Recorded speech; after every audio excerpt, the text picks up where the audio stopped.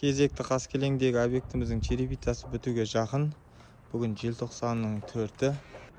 Черепицасы өте грамотный болып шығып жатыр. Стыктардың бәрі білінбейді ғой. Өте жақсы. Бірақ кішкене мынандай майлары болады екен. Жүруге сәл қиындық тудырып жатыр. Так былай бәрі жақсы. Стыктардың бәрі осындай. Центріне келген барлығы бірдей. Керемет болып шығып жатыр.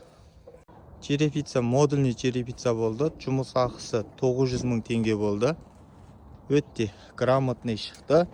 Материал расходтарын алдыңғы видеомызда айтып өттік. Черепицасын миллионға шықты ғой черепицасы. 0.45. Каскісімен 0.47.